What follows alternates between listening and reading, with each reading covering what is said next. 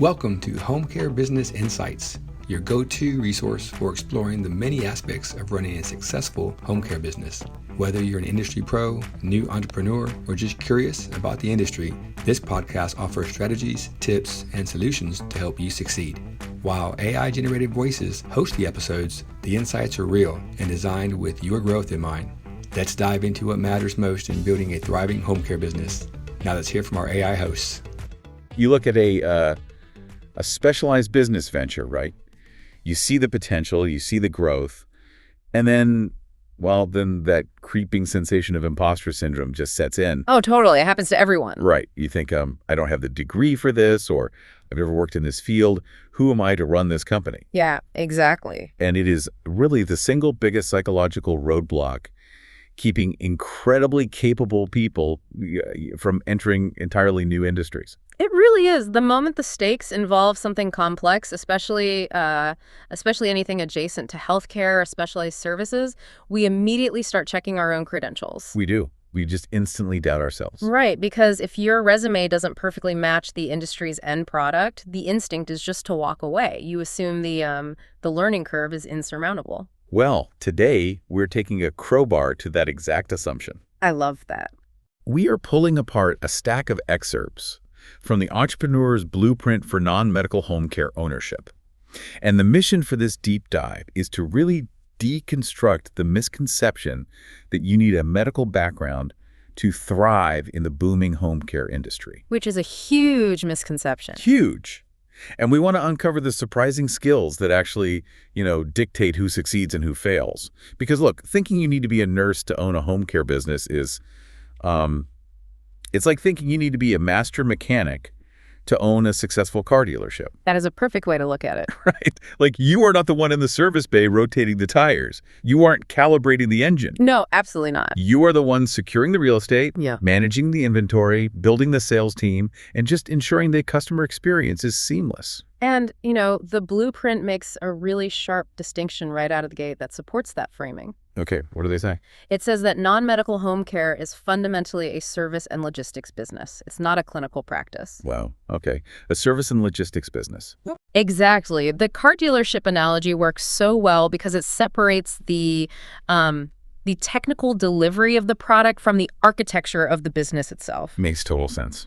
So the journey we are going on today really starts by dismantling that initial fear of the unknown. And then we'll map out how successful owners actually build the operational systems that, deliver the care. Let's get right into it then. According to the source material, prospective entrepreneurs are basically disqualifying themselves before they even do a basic market analysis. Yeah, they don't even get to the research phase. Exactly. They read the words home care. Yeah. And their brain just jumps straight to medicine. Right. And that's followed by this whole litany of disqualifying thoughts like, I'm not a nurse, or I don't know anything about caregiving. I don't know how to take vitals. Yes, I can't take vitals. But those assumptions completely misrepresent what the owner actually does all day. 100%. When you look at the daily focus areas outlined in the blueprint, the job description involves zero clinical execution. None.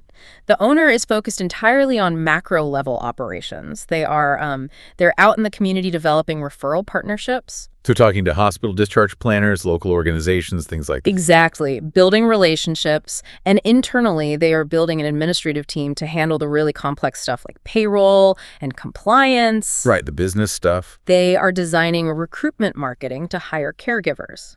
The text actually states it super plainly: the caregiver provides the care, but the owner builds the system that makes that exceptional care possible. Okay, let's unpack this. Yeah. Because I'm looking at this from the perspective of the listener right now, and there is just a glaring point of friction here. Okay, lay it on me. If you are the face of this business, the person whose name is literally on the LLC won't stressed out, overwhelmed families expect you to be the medical expert. That's a very common fear. Like imagine an elderly parent with dementia just had a fall at 2 in the morning. Yeah. The family isn't calling to talk about your operational infrastructure. Yeah. They want immediate authoritative help. Right, they are panicking. Exactly. So if you don't have a medical background, how on earth are you supposed to handle that crisis? What's fascinating here is that we often project our own panic onto the client's needs. Oh, interesting. What do you mean? Well, when that 2 a.m. call happens, Families are not calling a non-medical home care agency for a medical diagnosis. Oh, I guess that's true. Yeah, I mean, if it is a true medical emergency, the protocol is always to call 911. Right. You don't call an agency for a broken hip. Exactly. They already have doctors, neurologists, and specialists handling the clinical side. What the family is desperately looking for from the agency owner is logistical reassurance. Logistical reassurance. Yes. They need a highly reliable system. They need to know that because their mother is going to the hospital, the agency can step in and pause tomorrow's scheduled shift. Or maybe send someone to the hospital. Exactly. Maybe deploy a caregiver to sit at the hospital with her so the daughter can finally get some sleep. Okay, so they're really looking for like a project manager for their family's crisis. Yeah. That's exactly it. They are looking for a reliable captain of the ship. When that panicked call comes in, the owner's job is to just access the scheduling software, communicate with the on-call staff, and assure the family that the logistical fallout of this emergency is entirely handled. Wow. Okay, so it's not about knowing medicine at all. Not at all. It relies heavily on communication and problem-solving skills. You are solving scheduling conflicts, you're managing emotional distress, and you're deploying resources. So a background in, say, complex logistics or customer service Is infinitely more valuable in that moment than knowing how to read a medical chart. that strips away a massive layer of anxiety. I mean, if the daily reality of this job is focused on business operations, crisis management, and just clear communication, it logically follows that coming from an outside industry isn't actually a liability. No, not at all. In fact, the data in the blueprint takes it a step further. It argues that being an outsider is a profound competitive advantage. Really, a competitive advantage. Yes. The text lists the backgrounds of some of the most highly successful home care owners, and I swear it reads like a Fortune 500 directory, not a hospital roster. Let me guess. Finance? Tech? Yes.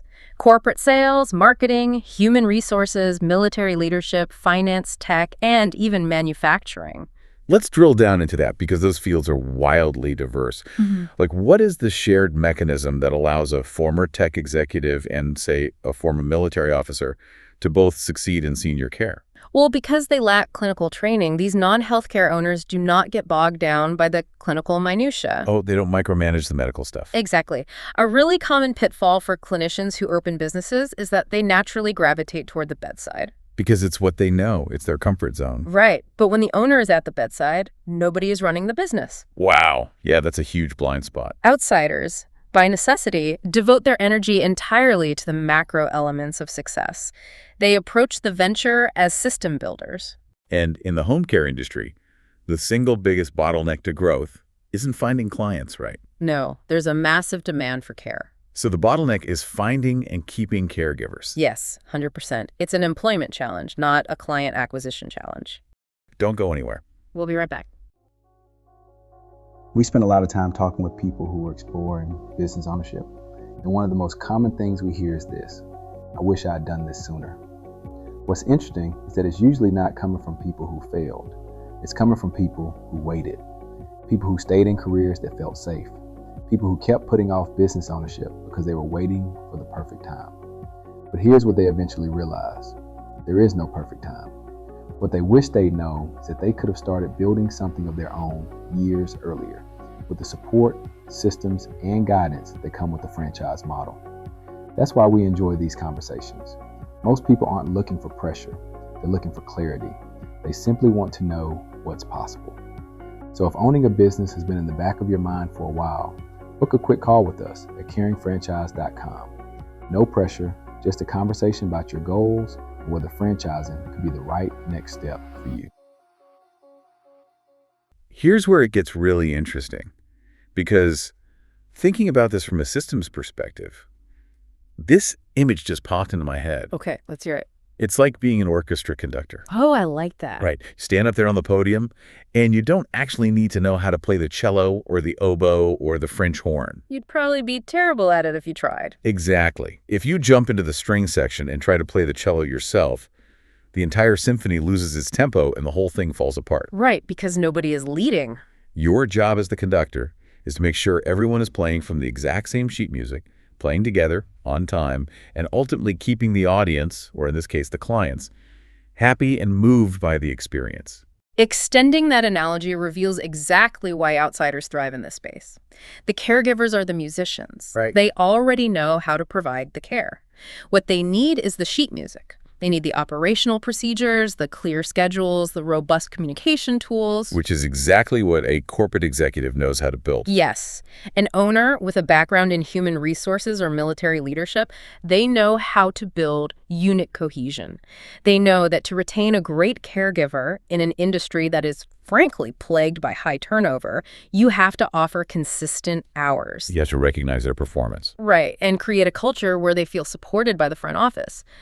A former retail manager, for instance, understands how to use shift scheduling software to prevent burnout. Oh, that makes so much sense. They fix the systemic issues of employment, which directly elevates the quality of care the senior ultimately receives. So really, the actual day-to-day client of the owner is often the caregiver. Yes. You are serving the staff so they can serve the senior. That completely flips the script. It does. The traits these successful outsiders share are just entrepreneurial drive, a deep desire to make a difference, and a genuine commitment to building an organization. They see the problems differently. Exactly. They see the systemic issues in senior care not as immovable medical facts, but as customer service and human capital problems. And those are problems that can be solved with better communication and stronger workplace culture. Right.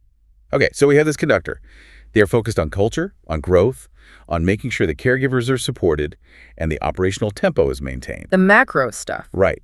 But let's confront the final lingering fear for anyone looking at this blueprint. The safety aspect. Yes. We are still dealing with vulnerable seniors. Ensuring they're safe is completely non-negotiable. Absolutely. So where does the clinical oversight actually live within this business model if the owner isn't a clinician? Well, the blueprint is very clear that great business owners do not operate in a vacuum. The clinical knowledge doesn't just, vanish from the business just because the owner isn't a nurse. So where does it go? It is simply decentralized. The owner builds an ecosystem of expertise. An ecosystem of expertise. Okay. Right. They hire care managers. They hire registered nurses to conduct the initial client assessments. They hire experienced trainers to onboard the caregivers. Because they delegate it. Exactly. The clinical responsibility is delegated to licensed professionals within the company's hierarchy. Okay, I hear that, but how do you execute that practically? What do you mean? Well, say you spent the last 20 years in software development. How do you even know if you're hiring the right nurse or care manager? Evaluating the talent. Yeah. A software executive looking at a nursing resume has, no framework to evaluate whether this person's clinical judgment is actually sound. If we connect this to the bigger picture, this is the exact reason why franchise systems completely dominate this sector. Franchises. Yes. You are not inventing the hiring criteria or the clinical guardrails from scratch. A strong franchise system is essentially a business in a box. Oh, I see. They provide the vetted best practices, the specific operational manuals, and crucially, the interview rubrics. So they tell you what to ask. More than that, the franchise dictates exactly what state-mandated qualifications, licenses, and background checks a care manager must have before they can even get to the interview stage. You aren't in there testing their pharmacology knowledge in the interview. That is such a relief. So what are you testing? Well, your primary task as the owner shifts entirely. Your job in the interview is to evaluate their character. Their soft skills. Exactly. Their communication style, their alignment with your company's core values. You use behavioral interviewing techniques, which, by the way, a corporate manager or HR professional is highly skilled at. Oh, yeah, they do that all day long. Right. You use those techniques to determine how this nurse handles conflict. You might ask them, tell me about a time you had to comfort a family member who is angry about a diagnosis. You are evaluating their empathy and their emotional intelligence. You're evaluating their humanity. You are trying to find out if this person is going to be patient and kind to an 80-year-old woman who is feeling scared and confused in her own home. Wow. You are hiring for reliability and leadership. And to address the liability aspect, which I know people worry about, Oh, definitely. the franchise systems provide clear, legally vetted protocols on what non-medical caregivers can and cannot do. So there's no gray area. Right. There are strict delineations between, for example, a caregiver providing a medication reminder versus actually administering medication. The owner doesn't have to guess where those legal lines are drawn? Not at all. The franchise's operational framework maps it all out. The goal of the franchise training isn't to turn a tech executive into a nurse. Because that would be impossible anyway. Exactly. The goal is to provide enough industry education, ongoing coaching, and peer support to make them a confident, highly effective business leader who understands how to manage clinical staff. It all comes back to delegating the technical work while maintaining control of the business architecture. Exactly. It makes me think of, like, the CEO of a major airline.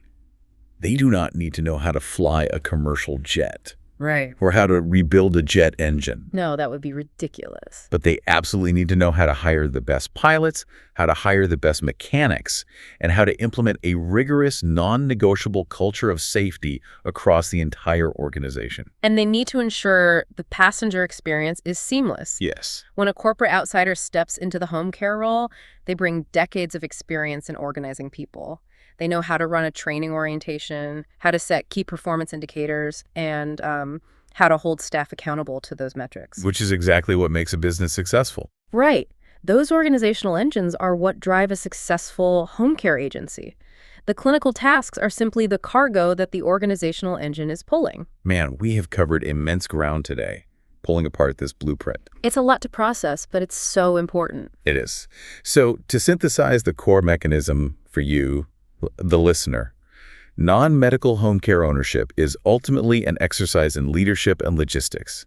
It is about building relationships, retaining talent, and solving complex scheduling puzzles. Really complex puzzle sometimes. Yes, but totally solvable ones. The caregivers and the licensed nurses provide the care. You provide the system that sustains them. The ecosystem. Exactly. The true prerequisite is not a medical degree.